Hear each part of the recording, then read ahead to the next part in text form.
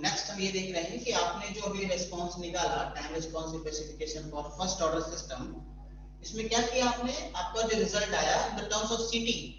सीटी क्यों आया? क्योंकि आप किसी भी सिस्टम में जब आप इनपुट और आउटपुट ले रहे थे तो आपने यहाँ पे क्या था, इन टर्म्स ऑफ आरटी लिखा था आपने, आपको याद है जो फर्स्ट फंक्शन आरटी लिखा था। आरटी क्यों लिखा था? क्योंकि लाप्लास में आरएस हुआ करता था। आरएस के साथ इनपुट क्या होगा टाइम डोमेन में आरटी, और आउटपुट में क्या था अपने पास, आउटपुट में सीएस था। तो CS in the terms of T क्या होगा, दिस इज सी टी सीटी। आउटपुट किसमें आएगा, इन द टर्म्स ऑफ सीटी आएगा टाइम डोमेन में, क्योंकि आप टाइम डोमेन में एनालिसिस कर रहे हैं, एल्जेब्रिक तो करनी है, तो आपको सिस्टम किसमें चाहिए, टाइम डोमेन में। तो c t is equal to 1 minus e to the power minus t by capital T. Simple. अब ये जो है इक्वेशन, अगर इसको मैं ऐसे लिखूं, if capital T, if small d is equal to capital T, then क्या होगा, then response is Ct is equals to 1 minus e to the power minus 1, and e to the power minus 1 को अगर हम solve करते हैं तो ये value क्या आएगी, 0.632।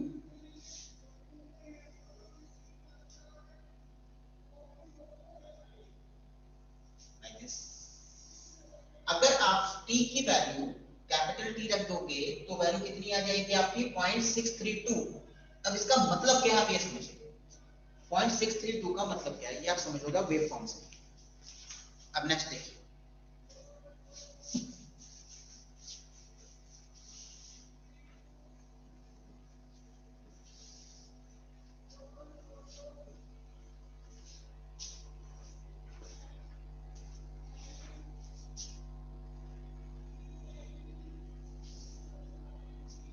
आप सोचना, आपने फर्स्ट इनपुट दिया था स्टेप फंक्शन, मतलब बिल्कुल स्ट्रेट फंक्शन दिया था, स्टेप फंक्शन दिया था, इसके रिस्पेक्ट में आउटपुट आया हो, वो आउटपुट क्या आया, कुछ ऐसा आउटपुट आया 1 minus e to the power minus 1।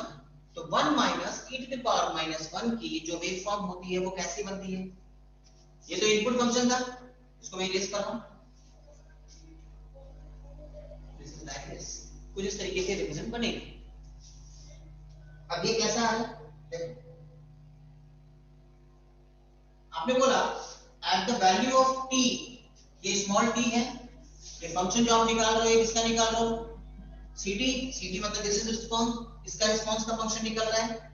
आपने बोला in the terms of t था, मैंने in the terms of t कर दिया।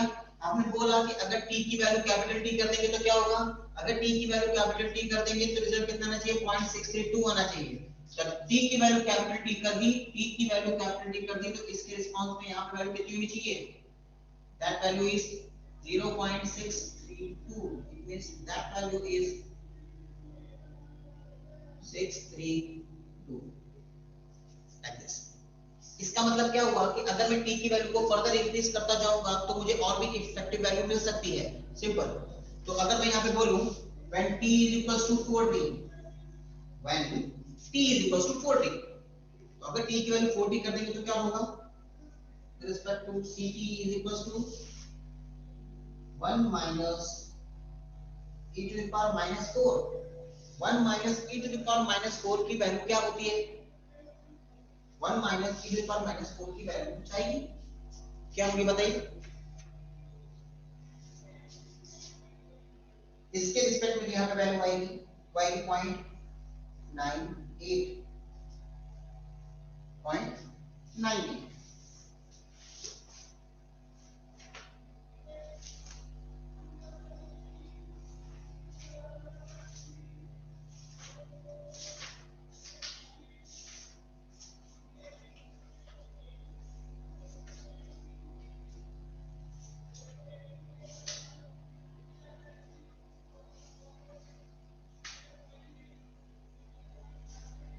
ये कितनी आ गई 0.9 है ना। तो एट t की वैल्यू मैं मान लेता हूं दिस इज माय 40, ओके। तो 40 में वैल्यू कितनी आएगी, दैट वैल्यू इज 0.98, मतलब मैं इसको 0.98। क्लियर है। अब मजे की बात यहां पे आपने इनपुट क्या दिया था, स्टेप फंक्शन। स्टेप फंक्शन का इनपुट का मतलब ये था कि आपकी वैल्यू कितनी है, 1। तो आपने इनपुट दिया था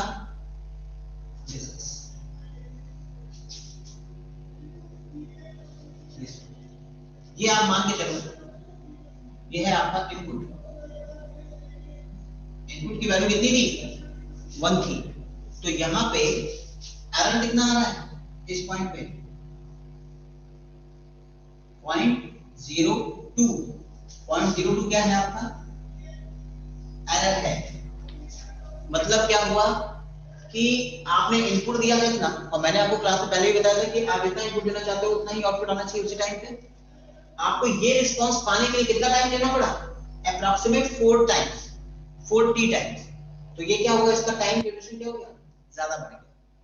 अगर सिंगल टी टाइम अगर लेते तो कितना पॉइंट ले रहा था, 0.632। तो 4 गुना टाइम पे अपनी मैक्सिमम अप्रोचेबल लिमिट तक ये पहुंचता है, जिसमें भी एरर कितना है, 0.0। क्लियर है। तो ये क्या हुआ, आपके फर्स्ट ऑर्डर सिस्टम का रिस्पांस हुआ। अगर आपने इनपुट क्या दिया था, स्टेप फंक्शन, आप यहीं पे इस स्टेप के अलावा चेंज करके आप रैंप भी ले सकते हो, पैराबोलिक भी ले सकते हो। तो उसमें क्या करना है, सिंपल सा काम है। आपका फंक्शन बनेगा cs upon rs is equal to 1 upon st plus 1। rs को उधर रिप्लेस कीजिए और rs की वैल्यू को रिप्लेस करते जाइए, किससे, किसी भी इनपुट फंक्शन से। जैसे मैंने अभी स्टेप फंक्शन लिया तो क्या किया, वहां पे 1 अपॉन s कर दिया था। आप रैंप ले लो तो क्या करोगे, 1 अपॉन s स्क्वायर कर दो। 1 अपॉन s स्क्वायर करने के बाद उसको मल्टीप्लाई करो और नीचे पार्शियल कर दो। पार्शियल करने के बाद तो इस तरीके का फंक्शन बन जाएगा। उसको पार्शियल करने के बाद उसको लाइन इनवर्स का लाप्लास लेना, कुछ ऐसा फंक्शन बन जाएगा। ऐसा फंक्शन बनने के बाद t की वैल्यू पुट करके देखना, देन कुछ तरीके के रिजल्ट्स आना स्टार्ट हो जाएंगे। तो that is the function of time response of first order system. तो फर्स्ट ऑर्डर सिस्टम कैसा दिखता है, ऐसा दिखता है, ठीक है। बट इसमें क्या हुआ, इसका जो रिस्पांस था वो बहुत टाइम लेता है, देखो टाइम ड्यूरेशन बहुत ज्यादा है ना। तो अब हम इसके बाद पढ़ेंगे सेकंड ऑर्डर सिस्टम का टाइम रिस्पांस।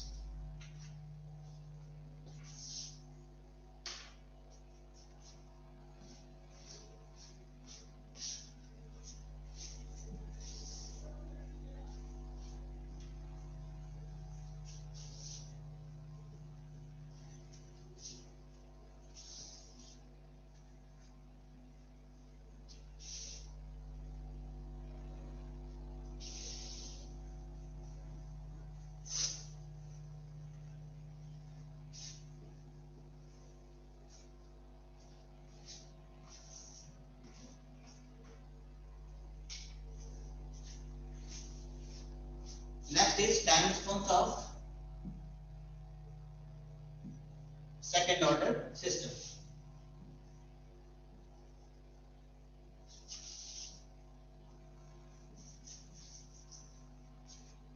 ठीक है, अब हम पढ़ेंगे सेकंड ऑर्डर सिस्टम। तो पहले आपको फर्स्ट ऑर्डर सिस्टम के लिए मैंने बताया कि फर्स्ट ऑर्डर सिस्टम कैसे डिजाइन करते हैं, 1 अपॉन st gs की जगह ले लेना, बाकी को क्लोज लूप में कन्वर्ट करके आप दिखा सकते हैं। इस तरीके से सेकंड ऑर्डर सिस्टम अगर डिफाइन करना हो तो कैसे डिफाइन करेंगे, एनीवन। सेकंड ऑर्डर सिस्टम्स के लिए कौन कौन से एलिमेंट्स कहां पे रिप्रेजेंट होने चाहिए, किसी को पता है। सेकंड ऑर्डर सिस्टम बनाना है मुझे, तो कौन कौन से एलिमेंट्स की रिक्वायरमेंट होगी बताइए। For second order systems, which elements are required?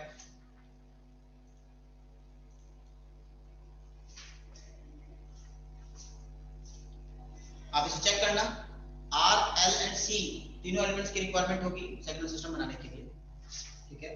तो मैं आपको ऐड करा रहा हूं सेकंड ऑर्डर सिस्टम के लिए।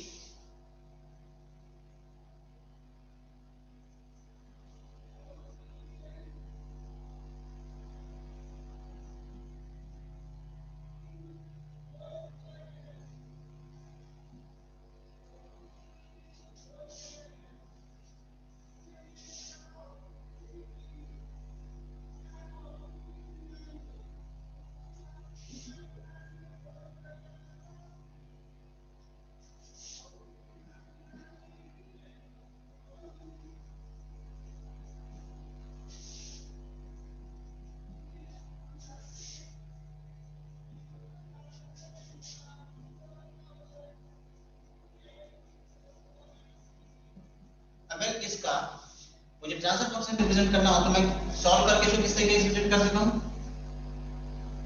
Omega n square upon s square plus 2 zeta omega n s plus omega n square. अब मैं आपको सॉल्व करके नहीं बता रहा हूं क्योंकि आपको ये सॉल्व करने आता है। तो इसका सेकंड ऑर्डर फंक्शन के जो रिलेशन बनेगा कुछ तरीके का रिलेशन बनेगा। अब वही सिस्टम है भाई, इस इनपुट की जगह आपको बार-बार सिग्नल सेट करना है, आरएस की वैल्यू आप स्टेप फंक्शन ले लीजिए। तो एग्जांपल मैं ले रहा हूं, take input as step function, step function. अगर मैंने स्टेप फंक्शन यहां पे रख लिया तो इस मींस आरएस की जगह क्या पुट करूंगा 1/s। तो मैं इसको इस तरीके से लिख सकता हूं cs बराबर 1/s मल्टीप्लाई बाय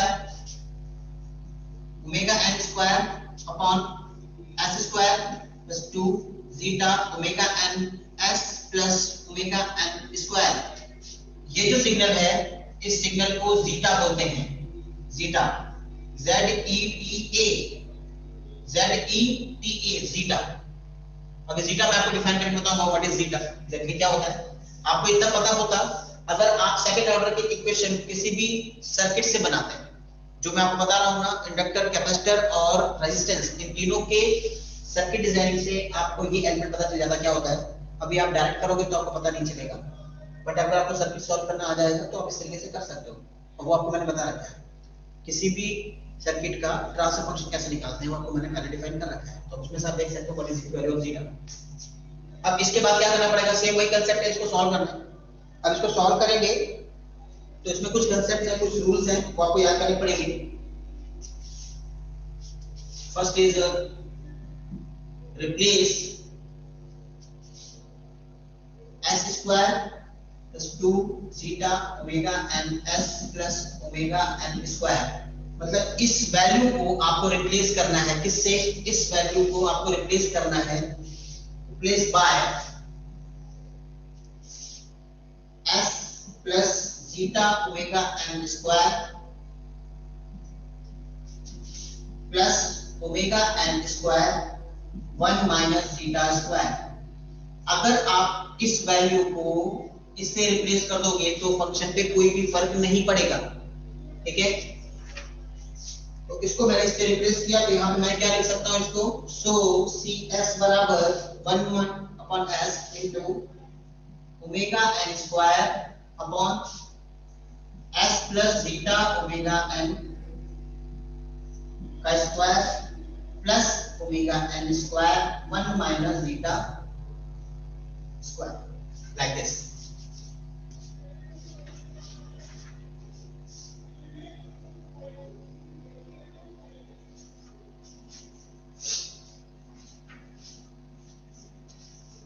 ठीक है। अब इसमें ये जो पार्ट है आपका omega n square 1 minus zeta square, इसको मैं ओमेगा d भी लिख सकता हूं। क्या लिख सकते हैं, ओमेगा d। तो ओमेगा d से मैं इसको रिप्लेस करूंगा, देन इसका पार्शियल कर दूंगा। तो टेक अ पार्शियल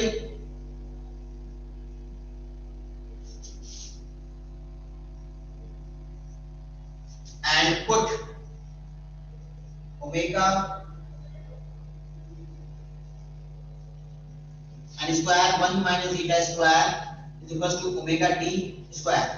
मतलब इस वैल्यू को रिप्लेस कर दीजिए किससे, ओमेगा d स्क्वायर से।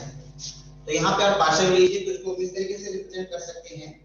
अब पार्शियल लेना आपको आता है, आपने मैथमेटिक्स से पढ़ रखा है, तो मैं डायरेक्ट इसकी वैल्यू पुट कर रहा हूँ यहाँ पे। अब cs बराबर 1/s minus s plus 2 zeta omega n upon s plus zeta omega n का स्क्वायर प्लस ओमेगा d का स्क्वायर। सिंपल है। आप जब पार्शियल करोगे तो a plus some a upon s plus b upon something upon this value होनी चाहिए। तो a और b की वैल्यू फाइंड करते हैं, जैसा आप जानते हो। तो a की वैल्यू आ रही होगी 1 एंड b की वैल्यू आ रही होगी minus s plus 2 zeta omega n। Simple. उसको सॉल्व करके मैंने इस तरीके से मुझे उसको रिप्रेजेंट कर दिया। Next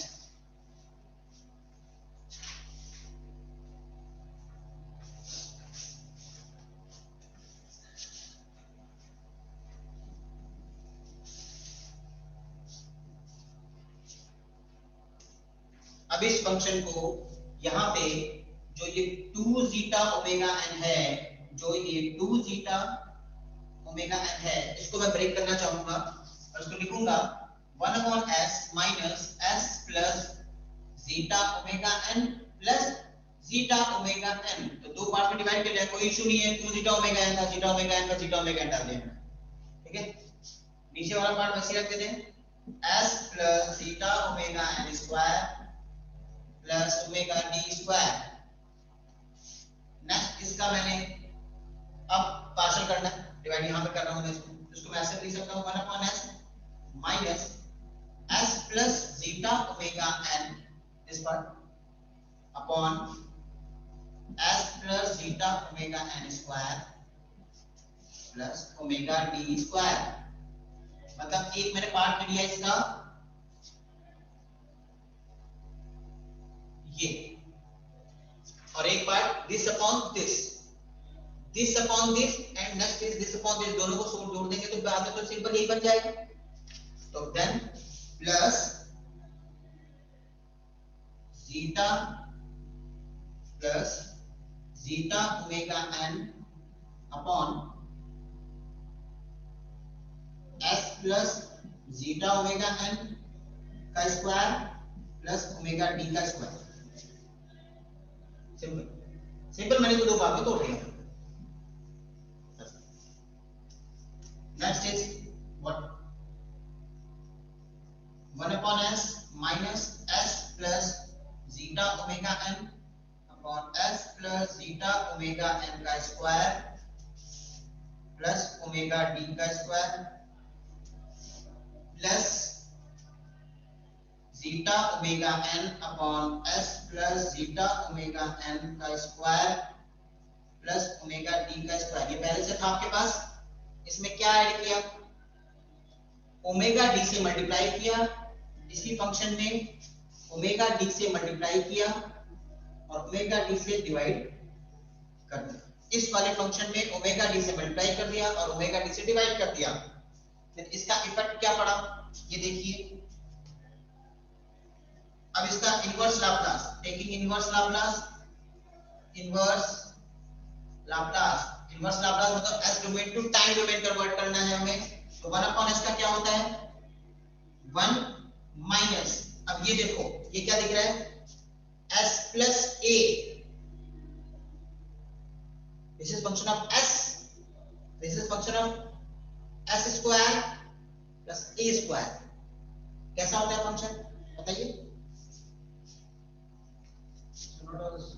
square S plus zeta omega square plus this is square, तो S square S upon S square plus ए स्क्वायर किसका होता है फंक्शन, वो कॉस का, कॉस फंक्शन बनता है, कॉस ओमेगा टी का बनता है, ठीक है। लेकिन इसके साथ में ये चीज ऐड हो गई है जीटा ओमेगा है, तो उसके लिए क्या लिख सकते हैं, इसको ऐसे लिख सकते हैं e to the power minus zeta omega and t into cos of omega d t, cos 80 होता है ना फंक्शन cos 80, तो this is as a square हो गया तो cos 80, बट इसमें s के साथ में एडेड था तो उसको कैसे लिख सकते हैं e to the power minus zeta omega and t, simple. अब वही फंक्शन यहाँ पे लगाइए, ये क्या है देखो एस स्क्वायर ए स्क्वायर और ये क्या है आपका सिंपल ए, तो ये क्या हो जाएगा बताओ, ये क्या हो जाएगा, यहां पे क्या बचा दिस वन, देखो अपना ये देखिए लाइक दिस, जीटा छोड़ो तो जीटा ओमेगा डी यहां पे पड़ा है, zeta omega D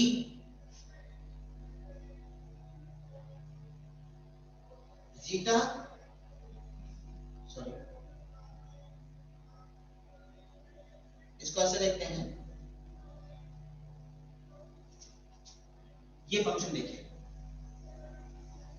omega d ऊपर है, S plus zeta omega n square plus omega d square ऊपर जीटा ओमेगा डी है ये, तो मैं इसको ले सकता हूं a upon S square plus A square, इसका फंक्शन सॉल्व करेंगे तो क्या आएगा, e to the power minus zeta omega n t into sin of omega dt multiply by zeta omega n upon omega t। यहां check कीजिए,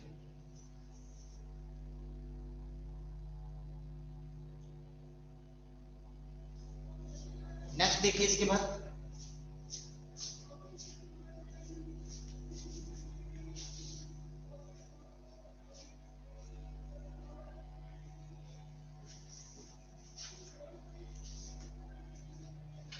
क्या किया, put omega d is equal to omega n root of 1 minus zeta square. अब यहाँ पे हम c t is equal to 1 minus e to the power minus zeta omega n t into cos of omega d t plus zeta omega n upon omega t into e to the power minus zeta omega nt into sin of omega dt। इस तरीके से लिखा मैंने function को नीचे वाले को, like this. इसको अब ये बोल रहा है ओमेगा डी की वैल्यू को रिप्लेस करो omega n minus zeta square से। नेक्स्ट हम क्या करें, 1 माइनस कॉमन लेते हैं, भाई ये वाला जो पार्ट है इसको तो कॉमन ले सकता हूं मैं, तो 1 minus e to the power minus, यहां से माइनस ले रखा मैंने, जीटा ओमेगा एन टी, यहां पे क्या बचा cos of omega dt plus zeta omega n upon omega D को क्या लिख सकता हूं, ओमेगा n रूट में 1 माइनस जीटा स्क्वायर, ये कैसे कट गया, अंदर क्या रहता sin omega dt like this. then what 1 minus, अब यहां से 1 माइनस जीटा स्क्वायर का मल्टीप्लाई करके डिवाइड करके बाहर निकाल दिए इसको, e to the power minus zeta omega nt upon root में 1 माइनस जीटा स्क्वायर, यहां पे क्या हो जाएगा 1 minus zeta square into cos of omega dt plus zeta sin of omega dt like this। put root of 1 minus zeta square is equals to sin of phi and zeta बराबर cos of phi। तो sin upon cos करने के लिए क्या हो जाएगा 1 minus zeta square upon zeta, ठीक है, that is also called tan। Then इसको मैं आगे इन सब वैल्यूज को इस इक्वेशन में फर्दर में पुट करूंगा तो क्या लिखूंगा,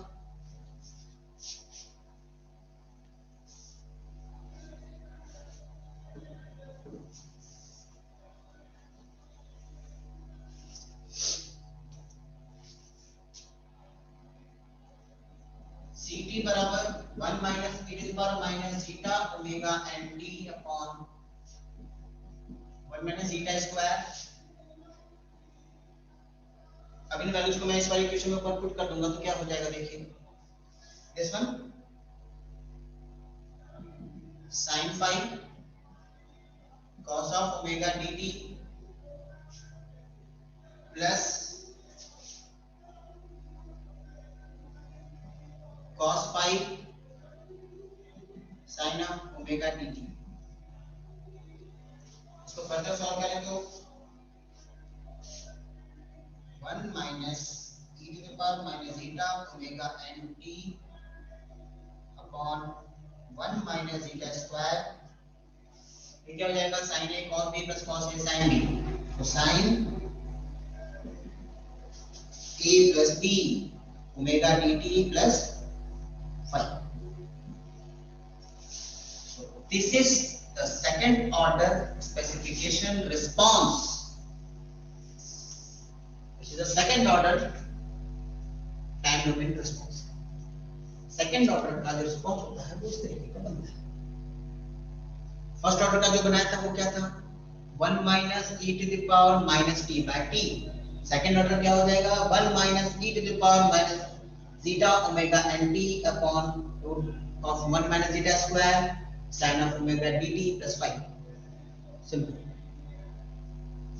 अब क्या करना है इसमें, यहां तक हो गई। नेक्स्ट क्या करेंगे, अब इसमें देखिए व्हाट इज ओमेगा एन क्या होता है, ओमेगा डी क्या है। सो ओमेगा एन को क्या लिख सकते हैं, natural frequency of oscillation omega N. Omega D को क्या लिख सकते हैं, damp, D for damp, damp frequency of oscillation. और जीटा ओमेगा एन को क्या बोल सकते हैं, damping factor, damping factor. GATE में पूछता है व्हाट इज डैम्पिंग फैक्टर, तो simple is zeta omega N. Zeta मतलब क्या है, zeta omega N is called damping factor.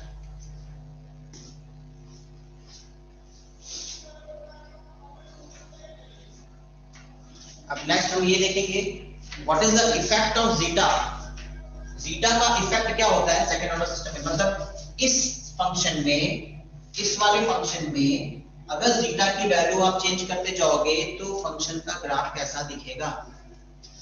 Paper में आता है, ये पूरी चीज पेपर में आती है। What is the effect of zeta, the variation from 0 to 1, मतलब जीटा की वैल्यू 0 से 1 के बीच में किस तरीके से रिप्रेजेंट करेगी ये चीज। So case 1,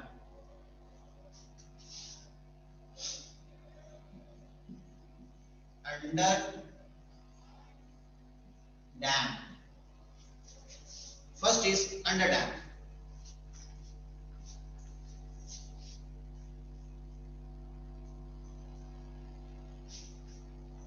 under dam is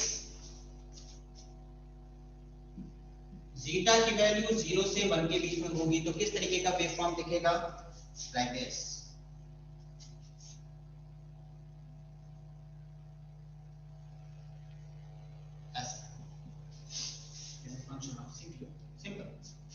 अब आपको अगर मन करे कैसा आ रहा है ये, तो आप वहां पे जीटा की वैल्यू 0 से 1 के बीच में कुछ भी रखो, तो 0.3, 0.4, 0.5, 0.6, 0.1 लाइक दिस। 0 से 1 के बीच में लाइक करना चाहिए। तो if the value of theta is like between 0 to 1, that is called under dam function. तो अंडर डैम फंक्शन क्या होता है, गेट में ये भी पूछते हैं। Next case 2, case 2 over dam. Over मतलब ज्यादा बोल रहा है, it means zeta is greater than 1। अगर जीटा की वैल्यू ग्रेटर देन 1 होगी तो उस केस में फिगर कैसा बनेगा,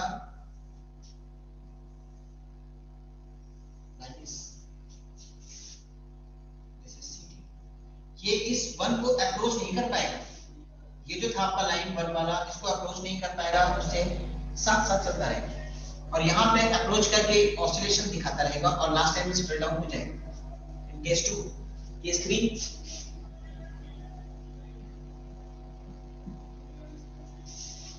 अनडैम्प्ड। अनडैम्प्ड और अंडर डैम्प्ड में डिफरेंस है, ध्यान रखें। अंडर डैम्प्ड मींस 0 to 1 और अनडैम्प्ड का मतलब क्या होता है, जीटा की वैल्यू 0, जीटा की वैल्यू क्या हो जाए 0 हो जाए। तो 0 होते ही इसका जो होगा फंक्शन वो कुछ इस तरीके से रिप्रेजेंट करेगा, लाइक दिस। इसे हम कहते हैं ऑसिलेटरी इन नेचर। ऑसिलेटरी मतलब कभी भी स्टेबल नहीं हो पाएगा ये सिस्टम, देखिए never be stable. This is function of Ct and this is P. ठीक है, okay. Then next is case 4. Case 4 is what? When zeta is equals to 1, इसे हम कहते हैं critically damped.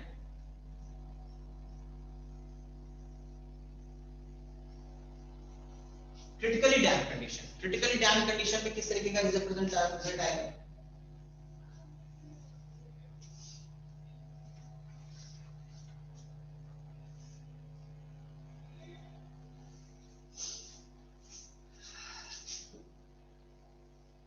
इसमें वो इस ग्राफ को टच करते हैं,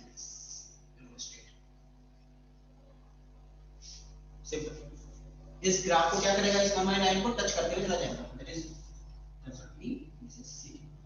तो जीटा की वैल्यू चार तरीके से डिफाइन की जाएगी: under damped, over damped, undamped and critically damped. Critically damped means zeta is equal to 1, undamped means zeta is equal to 0, under damped means theta lies between 0 to 1 and over damped means theta is greater than 1. तो अगर ये पूछा जाए आपसे कि which condition is feasible for designing a system, किसी भी system को डिजाइन करने के लिए कौन सा अप्रोच लेना चाहिए, तो आप क्या डिफाइन बताओगे, क्या बता सकते हो?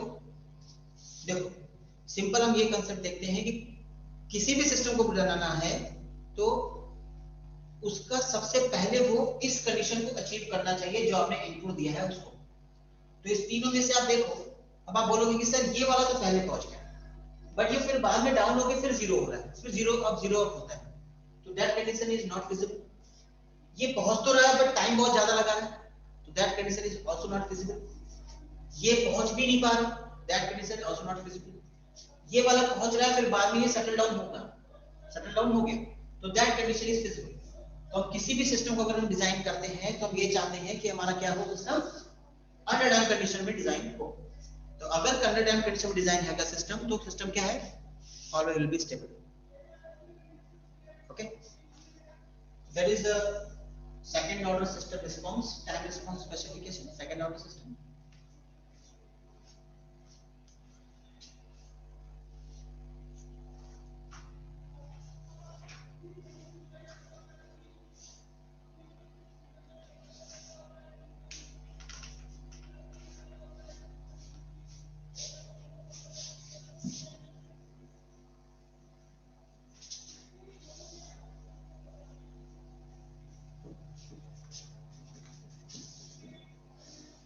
One more topic will also be discussed in this chapter.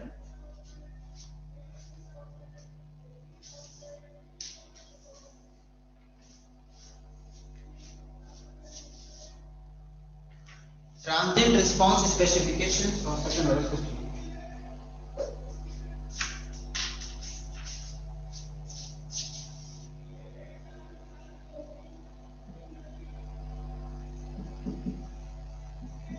Transient response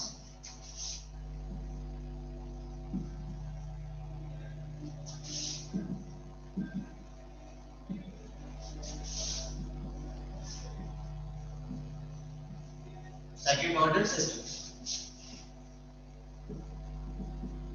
Transient specification response of second order system. That is very simple.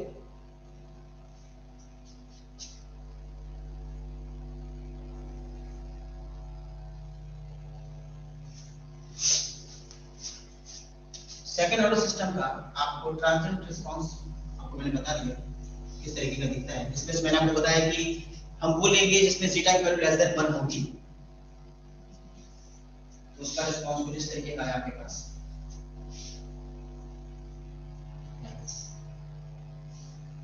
This is सीटी, दिस इज टी, क्लियर? अब इसमें हम ये डिफाइन करेंगे what is these are some specifications like delay time, this is TD, this is TR,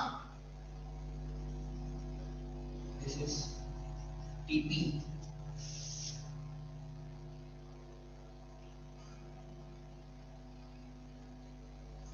TD, TR, TP and MP.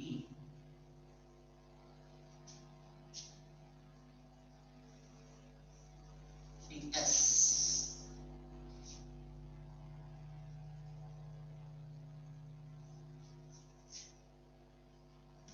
and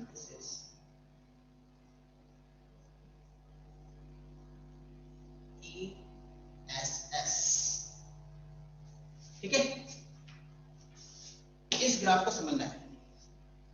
क्या है ये समझिए, कुछ इक्वेशन में लिख देता हूं बजा t r is equal to pi minus pi upon omega t. This is pi minus tan inverse 1 minus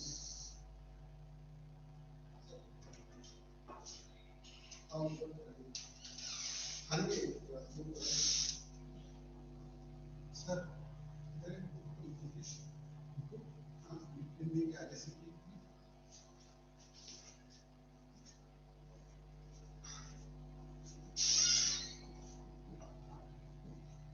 this is the equation for TR. TD is equal to pi upon omega d.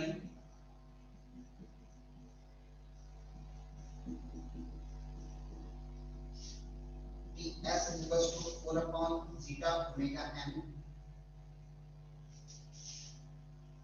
for 2%, and this is 5 upon zeta omega n for 3%.